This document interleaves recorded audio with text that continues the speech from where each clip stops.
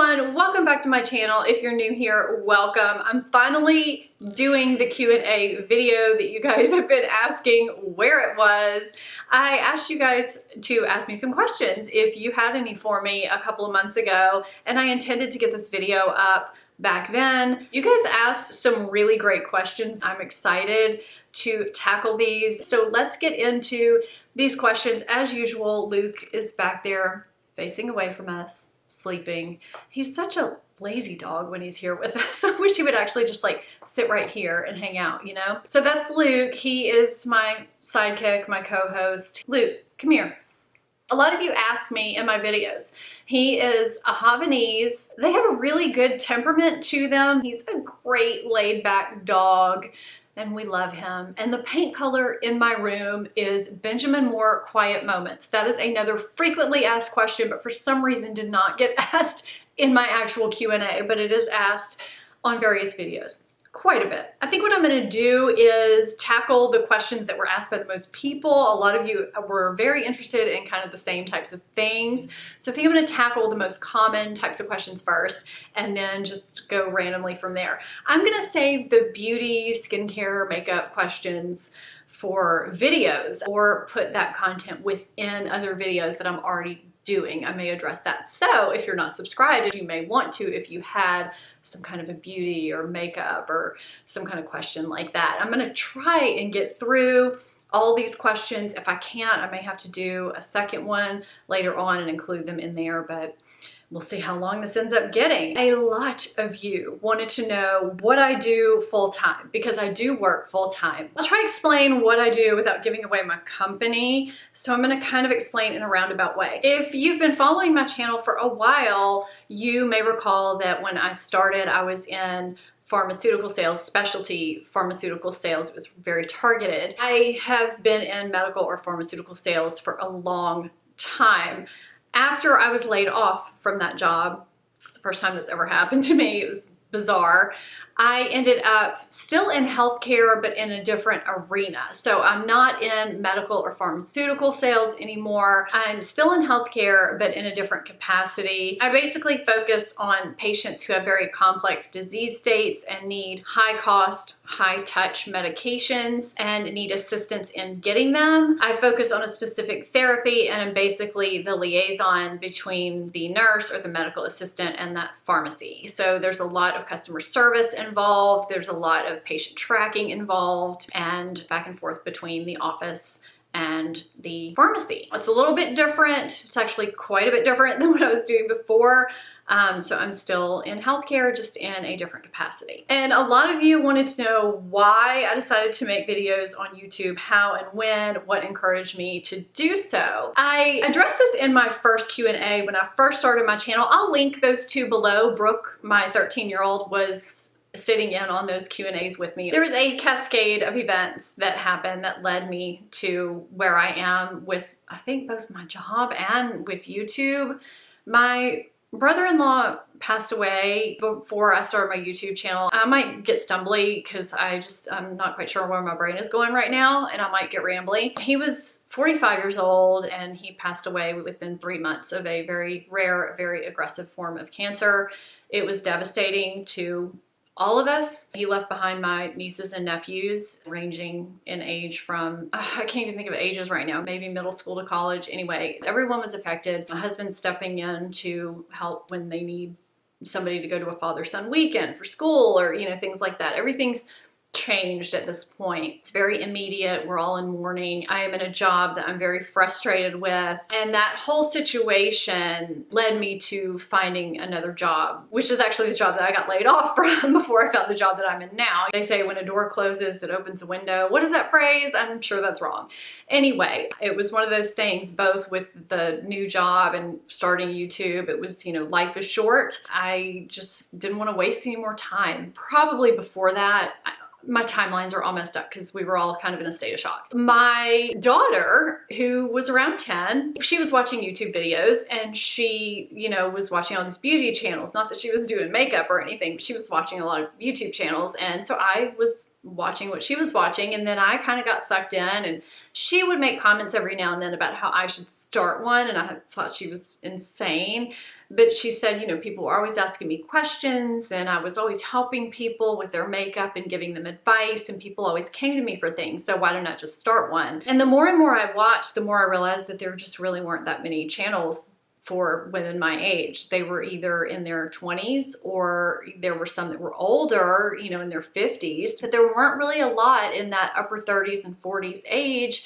And that's a huge age gap. And there's a lot of things that happen in that age. It's really hard, you know, this whole anti-aging thing. So I finally got up the courage to just do it one day and throw up a video. I didn't tell anybody I knew for probably like 9 months, because if I failed, I didn't want anybody to know. That's how I started. And it was Brooke's encouragement. I got another question. How did I approach starting this channel with my spouse? I thought he was gonna laugh at me so hard. And I remember I sat down next to him with my, you know, outline in my head of all my bullet points of, okay, you know, I might need to buy this and this up front, just a couple of small things, like a, you know, like an iPhone tripod or something. Not that I needed to have his permission, because we both made money.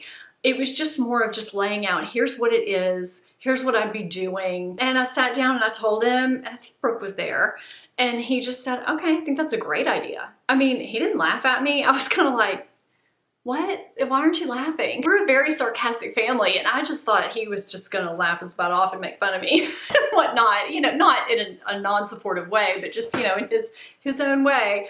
But he didn't, and he's been very supportive. I mean, you know, he'll dig at me sometimes just playing. And I made the promise to him that I would not, after the first, I think it was 3 months, I wouldn't pull from the family money. I knew I wasn't gonna make money right away, but I wanted to just put out a little bit as far as expenses go. But as far as buying product and everything, I was gonna use what I had, review some things. I wouldn't buy anything out of the norm for me. Like, you know, of course I was gonna shop at Sephora, even without the channel. I just wasn't going to do extra things for the channel, especially if it wasn't going anywhere. So that was kind of the deal. Do you hope to one day go full-time with YouTube? I've thought about this question before, and frankly, it kind of terrifies me because I've always worked. I worked in college, I worked in high school. I don't know, I've just always worked. YouTube is a lot of work. It's more erratic type work. And I guess I mean the stability, you know, aside from the 4 months when I was laid off, which was not stable at all. The fluctuation of YouTube and social media really scares me, but it's that way with any type of self-employment or contractor type of work. I've just personally never done that before. The other thing with it is that I would have to really build up my channel a whole lot more in order to break even or come close to making what I make with my full-time job. I also carry the insurance for our family, so I would have to surpass that in order to be able to make YouTube my full-time job. Now, it has grown more than what I originally thought it would, because I originally thought, okay, I'm gonna get into this, it's gonna be fun, I'm gonna get to play with makeup, and then I thought, okay, this is a fun hobby and I get to make some money. And then it became kind of, you know, a part-time thing I did on the side that allowed me to make money. Well, now it's a part-time business that I have going on the side, because it's a lot of work. It really is a lot of work. I'm totally digressing. I really don't know how to answer that. Now would I like to be able to maybe back down a little bit and not have the weight of both of them, basically 2 full-time jobs? Yeah, that would be kind of nice. I guess I answered that in kind of not such a direct way. Sorry. So I've been asked a lot about how I grew my channel. What advice would I give people doing YouTube, wanting to start, things like that? I have a question for you guys right now. I'm gonna put a poll up there. I've been getting a lot of questions like this, DMs on Instagram, Twitter, messages from here about advice on starting a YouTube channel. I have a laundry list of ideas written down in my planner for just various types of videos on that subject, but on more, you know, time management type things, businessy type of things, just life in general that don't necessarily go with beauty. Does that not fit in here? Would you guys watch that content as much as you watch beauty? I guess I want to know that, because sometimes, you know, I know people that do vlogs, sometimes they create a different vlog channel. So if I started doing different types of videos more along the lines of productivity and organization and things like that, that are a genuine part of my life, would that fit in here for you guys? Let me know that. I'm gonna save those questions for a video because I would like to do a video on that for you guys. I'm also being asked about time management. How do I balance the needs of my career, children, spouse, friends, family, cooking, cleaning, exercise, me time, YouTube, family life, all that stuff. It's a task.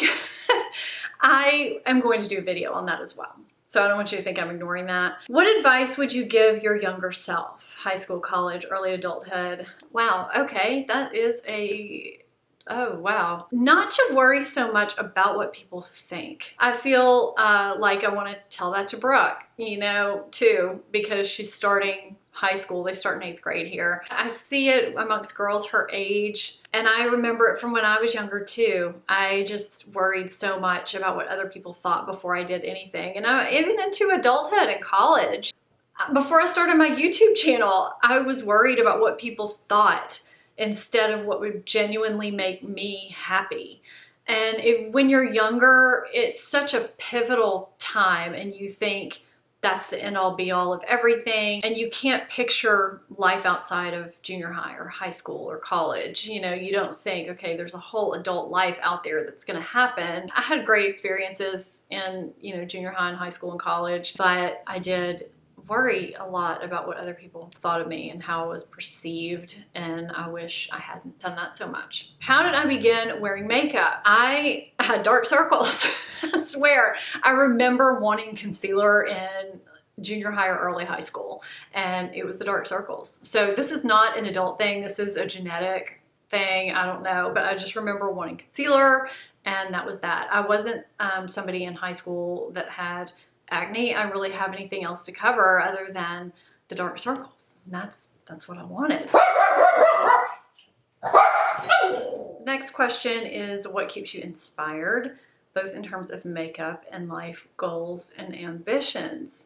It's kind of heavy. I'm just always looking to different things for makeup inspiration. I mean, I typically go for a more wearable makeup look. That's probably why a lot of you are here. So I tend to go for more classic type of inspiration. I follow channels that typically have that type of look to them and that have a more grounded aspect to them, or I'll look at celebrities that also use a more classic makeup style. That's just what I tend to gravitate towards. And life goals and ambitions, what keeps me inspired? My family. I do everything I can to support my family and to be a role model for my kids. Hopefully I give them something to look up to, and you know, I just obviously want to support them and do something that I'm proud of. What other YouTubers would you like to collaborate with, and do I have plans to do any more videos with my daughter?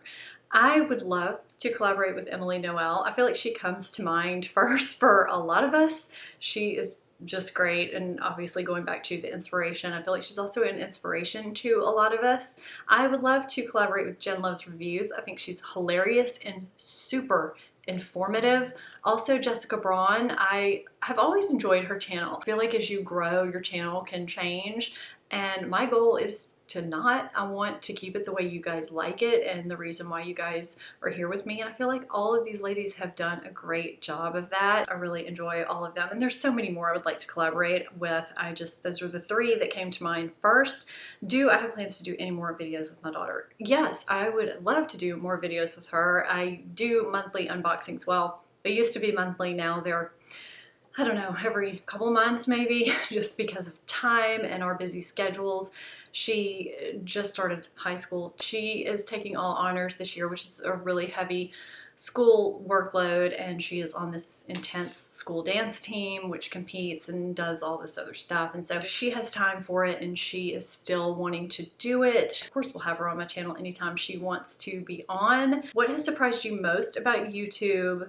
Something that was pleasantly surprising. And then I've got a question that's very similar. What's the most rewarding thing about YouTube?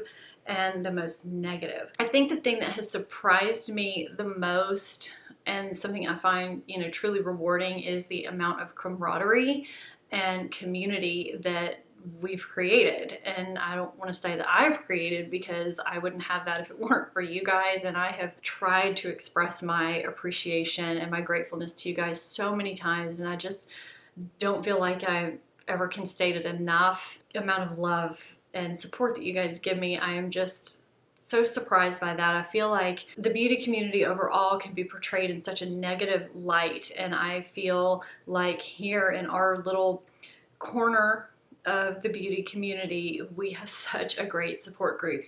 You know, every now and then I'll have some nasty comment, and it's just so rare, I feel like. So I'm truly thankful. The most rewarding thing for me, I think, is the way a lot of you have expressed to me how much I've affected you. I was telling this to someone the other night after reading a comment that just kind of blew my mind, and it was just someone that was telling me how I've affected their life. I started this channel just to talk about makeup and skincare and things like that. And those of you that have regained confidence and have found ways to heal after, you know, you've lost someone and this is an escape for you, or whatever it has been, it's something I never even thought about. I feel blessed.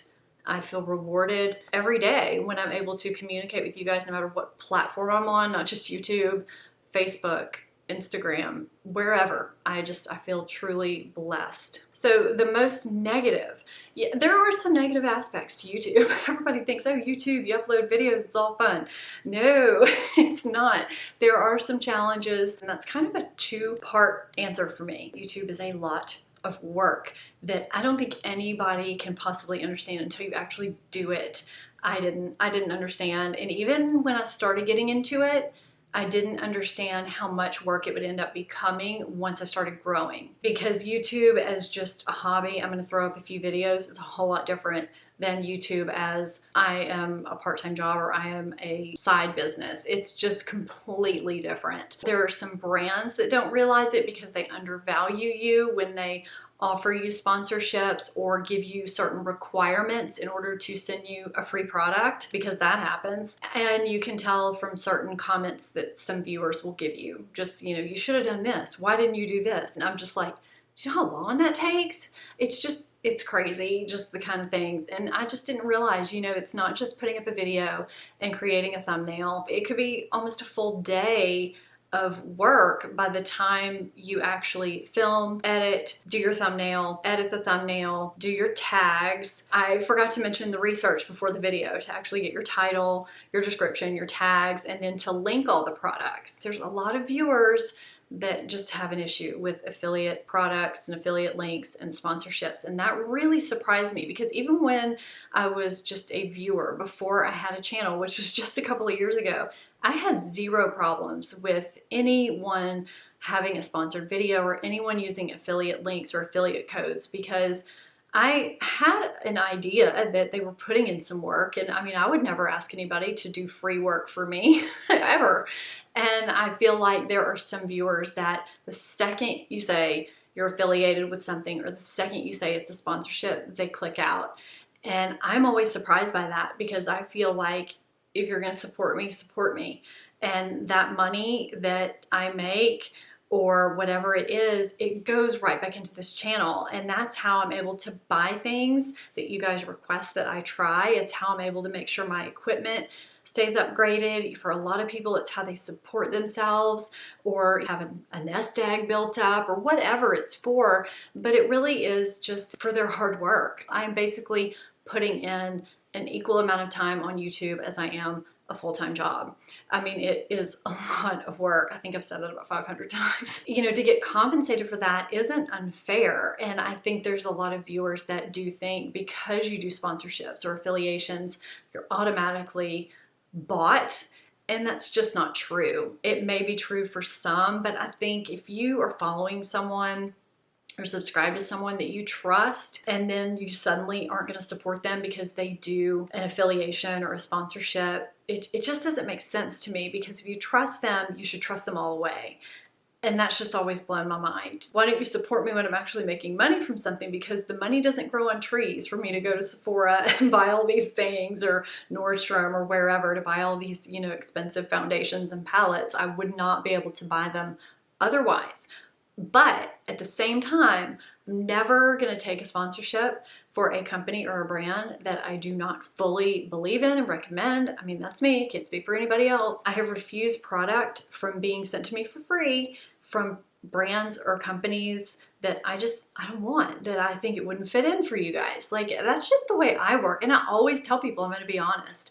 Always, always, always. Before they send me anything for free, I tell them I'm giving 100% honest review. And sometimes people don't send me things after I tell them that in the email. I just never get the product. And just because something's sent to me in PR does not mean I'm gonna talk highly about it. You guys have seen that in my faves and fails videos. That's just the way I operate. So that is just something that kind of surprised me. It's just, it's crazy to me. What advice would you give new YouTubers? This kind of goes along with what I was talking about a while ago about the hard work, but you do not want to get on YouTube because you want to make a lot of money. You want to do it because it's something you enjoy. It's something you have a passion for, because it takes a long time to make any significant money at all from AdSense, and it takes a long while before you start making any affiliate money and a long while before you get any sponsorships. It just takes a long time before you really ramp up. Some people never do. And it's a lot of work to put up videos consistently enough in order to grow. So you want to make sure that you are loving what you do, because it's not easy. So that's what I would say, is don't get into it for the money, and just make sure that you get into it because it is something that you are excited about. Otherwise, I think you're gonna burn out really quickly. What was the hardest or biggest hurdle to tackle when you went from thinking to actually starting your channel? I would have to say probably getting over what other people would think. I mean, that's really it. You know, here I am, I think, was I 40 already, or 41? Starting this, you know, YouTube channel. What is that? It's not like I was trying to be 25. I was really trying to help people in my own age. But what would my friends say? What would my family say? What if I failed? It was really the unknowns. I don't do well with the unknowns. I don't know many people that do. And I think that was the hardest thing for me, was just not knowing where it was going to go, not knowing if it was going to succeed at all, and the fear of failure. What if somebody saw my channel in, you know, the real world? Would I be embarrassed? And then months later, it's, you know, who cares? Who cares? Is there still something you struggle with when filming? This is a good question. I would say when I first started my channel, it's way different than what it is now. When I first started, I was filming with my iPhone, and I propped it up on books, and I used iMovie on my iPhone to edit, and that's what I did. The editing process was shorter for me. It was less complicated, but when I watched myself back, it was so cringeworthy because I said every other word, and you know, and I was having to cut. I learned really quickly how to rein that in, which has helped me in my everyday life, also just in speaking. So that was something I really had to work on, and I didn't even realize how much I said until I rewatched myself on film. Now what it is, I overthink while I'm talking, and I'll start to say something and then a word won't quite come as fast as I'm talking, and I'll have to pause. It just won't quite flow right, so I'll stop and start and stop and start. Sometimes it takes me 8 times to get the take I want, just to get the sentence right.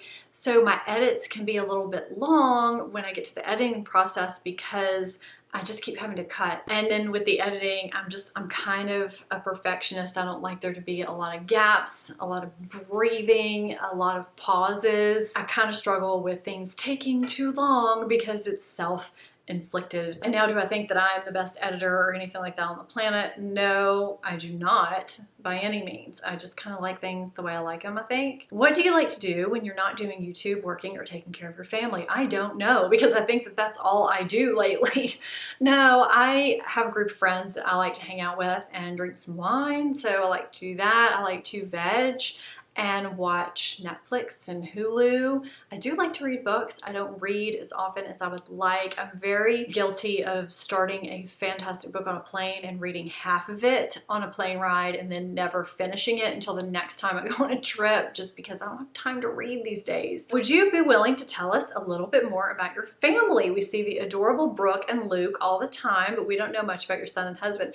My son and husband are both camera phobes, I guess that's what you'd call it. You probably don't see them a lot on my social media. Every now and then they'll pop on Instagram or a story or something like that. My son is 17. His name is Brady. He is a senior this year. I can't believe it. He's going to be leaving for college next year. He is funny. He is very sarcastic, just like my husband. My husband and I had our 20-year anniversary this year. I did post that on my Instagram feed. His name is Michael, and he is from New Orleans. That's why I'm in New Orleans.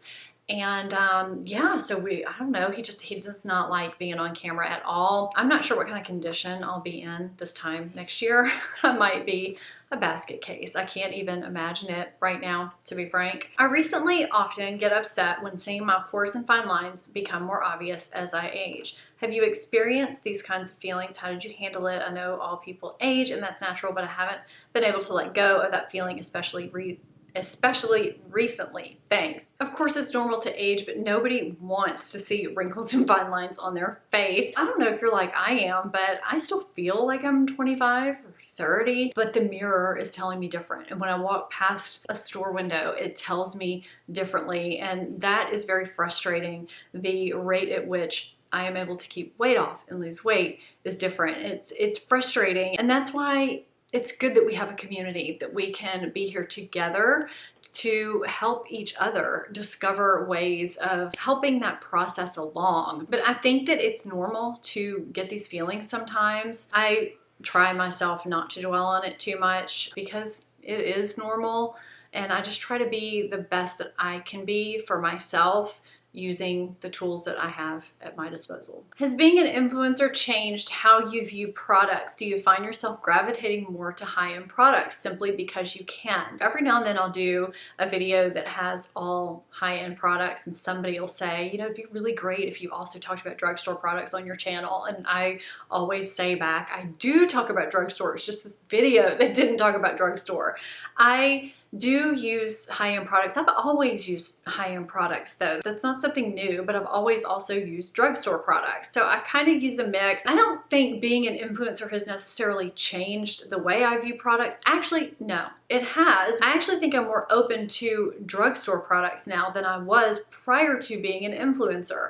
I feel like I realized that a lot of them are pretty much on par with higher end products, and it's opened my eyes in a lot of ways to drugstore products. Do I find myself gravitating more to high-end products because I can? Yeah, you know, to be perfectly honest, because I probably would not have spent all my money trying them otherwise, because, you know, I have a budget too. I don't just have money coming, you know, in every direction. I do have to budget things. I think that I've tried some brands that I would not have tried otherwise because I've had the opportunity to do so, but I like that because I get to tell you about those things, if they're good, if they're not, if I would spend my money on them, if I wouldn't, and that to me helps you guys make better buying decisions, and that's the goal at the end of the day. It would be fun to know little things like your favorite book, movie, songs, etc. The book that comes to mind right off the bat for me is 11/22/63 by Stephen King. I love that book. I really would like to read it a second time.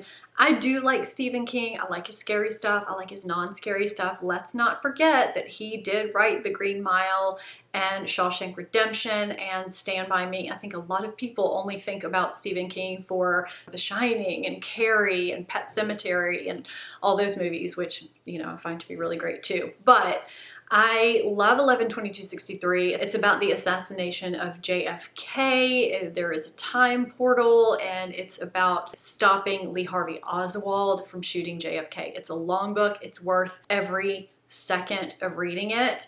Favorite movie? I have way too many movies to just say my favorite movie is blank. I love all kinds of movies. I am a big 80s movie junkie. I don't even know where to begin for this one. I mean, I like Shawshank Redemption. I mean, I already said that. I like Silence of the Lambs, kind of twisted, but I also like Can't Buy Me Love from the 80s and Ferris Bueller's Day Off and Breakfast Club and all those. I have a wide variety of movie and musical taste. I have everything on my iPhone from YouTube to Metallica to Michael Bublé.